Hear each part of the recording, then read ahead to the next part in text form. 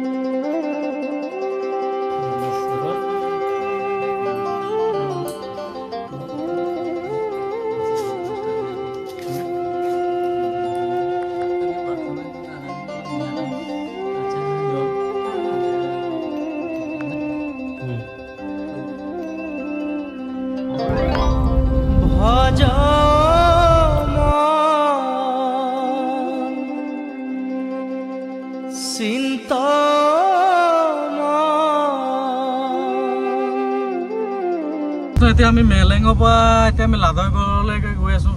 আমাৰ ভকতক কেইটামান নিমন্ত্ৰণ দিবলৈ বাকী আছে। এতিয়া টাইমটো হৈছে আমাৰ 5টামান বাজিলে নেকি, 5 বাজিব হ'লে এতিয়ালৈকে আমাৰ খোৱা বোৱা একো হোৱা নাই। গতিকে আমি হোটেলত সোমাম অলপ পিছত। ৰাতিপুৱা আমি 7টা-10টা বজাতে ওলাইছোঁ, কিন্তু এতিয়ালৈকে ভোকো লাগিছে, কিন্তু খোৱা নাই একো। কতে কৰে হৰিৰ কীৰ্তন,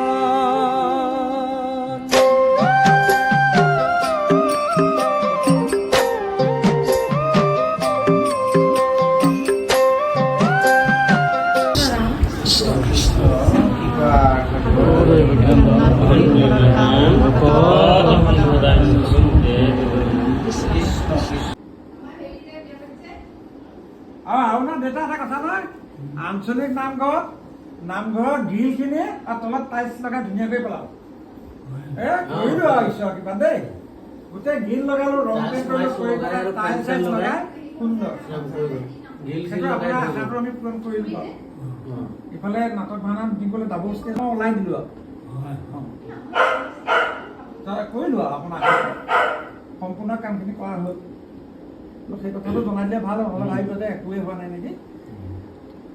স্কুল চলি আছে, স্কুল আকৌ চলি আছে দেই, স্কুল চলি আছে, স্কুল হৈ আছে।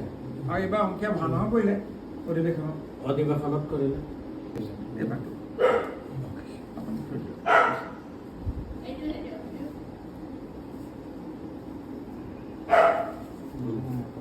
আমাৰ এই ভাগৱত ব্যাখ্যালে প্ৰাণজিৎ গগৈ, অনিল তাঁতী আৰু বিনীত বৰা তিনিজন আহিব দুদিনীয়া কাৰ্যসূচীত।